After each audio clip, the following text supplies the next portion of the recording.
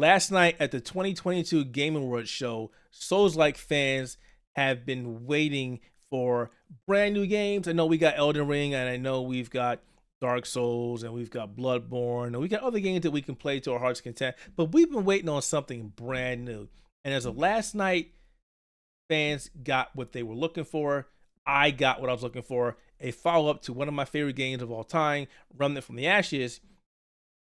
Remnant 2. Now, I know a lot of people are going to call it Remnant from the Ashes Part 2, but I guess Remnant 2 just rolls off the tip of the tongue a lot better. Now, I'm going to apologize if I kind of not say certain things correctly. I'm a little sick here and a little hoarse, and I didn't get to bed last night until 2 o'clock thanks to the Game Awards show, so there's that. But I do want to go ahead and show the trailer because a lot of things in the trailer that really excited me.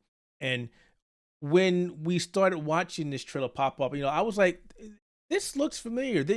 This reminds me of something that I played in the past. I can't put my finger on it, but this looks familiar. And one of the guys I was watching with was like, it reminds me of Darksiders. I'm like, no, it's not Darksiders. The art's a little different.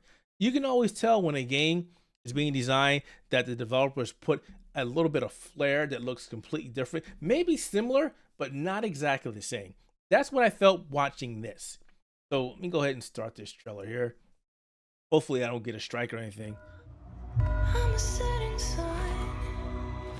The armor sets look amazing. The locations look amazing. This right here screams Root. That cathedral, or whatever you want to call it, to the right of it, it's like, I've seen this. We know when you first play Remnant, the original Remnant from the Ashes. Actually, I shouldn't say original because the first one was Cronus. You've seen something like you fought in a church. So it kind of reminds me of that, but it's not exactly the same vibe. And this guy or person sitting in this chair looked very ominous. This guy, we've seen him before. I don't know if it's the founder. It has to be the founder, right? We've seen him before. And also look on the wall to see there's this parchment or this diagram or something. It is circling something. It's showing something. And behind him is a map. Water and land. So, but look at the clothes. Look at this. This is definitely something that the survivors, the humanity wore. And what was that ward? I don't remember the name of the ward, but this is where they were. And this looks like something that they would wear. And this definitely reminds me of the founder. This location looks amazing. Here, we've got these people looking in fear. We've got animals locked in cages, and I don't know if there's people dead in the cages, but the place is on fire. There's also we've seen this race of people. Look at the ears. We've seen these people before. Also, look how they're dressed. It's like older century clothing. Then we got this guy with the heads on his neck, his like a trophy or an example, not to step out of line.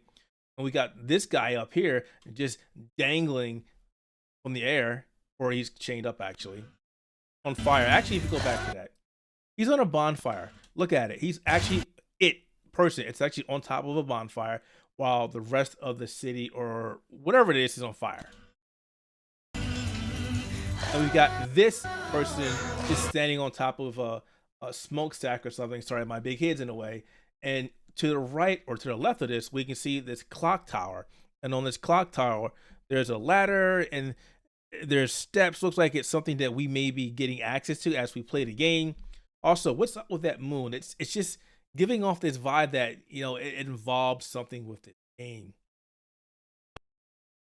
And this boss, this definitely reminds me of something that we fought against in Remnant from the Ashes. Not exactly, but the effects, the coloring, the weird attacks. This definitely reminds me of Remnant from the Ashes. Also, the guy with the gun. Now, this right here, I got to go back. I got to go back here.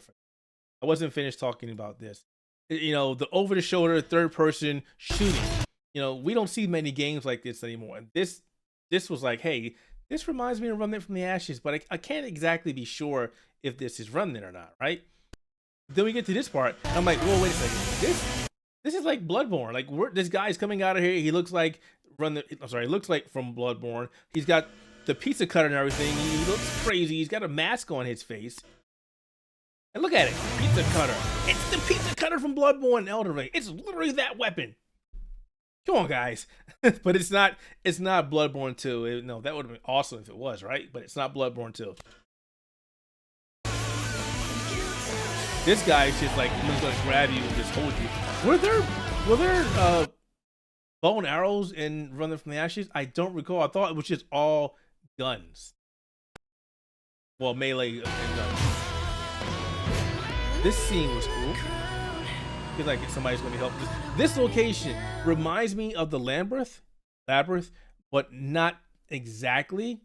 It just gives me that vibe that we're going up there to meet somebody who's supposed to be helping us. And this location, I'm assuming that's when you walked up the step to here. We've seen this. This is definitely something that we've seen of the labyrinth. So maybe that is the same place. Maybe it's a different version of the place. Maybe it's a different location of it. But that all seems very familiar. I'm assuming this is one of the baddies. More people that need help. Older wearing older clothes again. Another thing. This definitely, look at this. This reminds me so much of Bloodborne. Just like there's just so many gothic things in this game now. Like, look at this. This is so awesome, though. You know, I'm sorry for geeking out, but Bloodborne is also one of my favorite games. My man is tied down.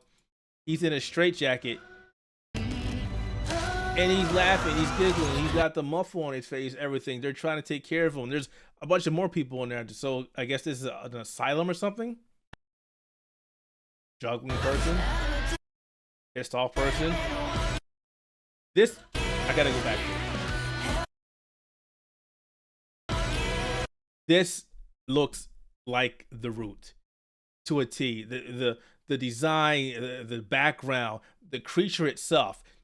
This is the Root. So the Root is back. Are we fighting just the Root? Are we fighting the Root and more enemies? Are we fighting an evolved Root? What are we fighting in this game? But this reminds me of the Root so much. And this level, if anybody has played Remnant from the Ashes, you will recognize this from the get-go. This is like the very first stage. I want to call it Earth. I'm not sure if that's what it's referred to in the game. Look at the buildings. Look at the overgrowth. Look at the abandoned subway cars.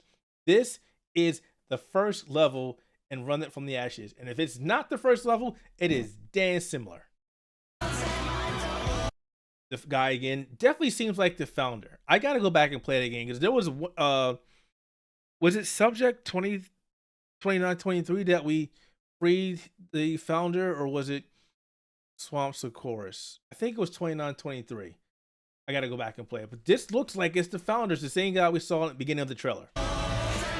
Giving us something. Now here it looks like we're able to control the Root, which was something that was hinted at the end of 2923. Spectral guy, grenade launcher, spectral guy kicking a butt, more spectral stuff. Okay, I gotta go back here because at this point when I'm watching this trailer, I'm going, that guy in the hat, that looks damn familiar. And I'm sitting there going, that looks very, very, very, very, very familiar, right? That creature looks ominous. Can't wait to fight it. Can't wait. Then right here, literally right here, the guy in the hat. Look at the trench coat. Look at the weapon on the back of his trench coat. That is the scrap hatchlet.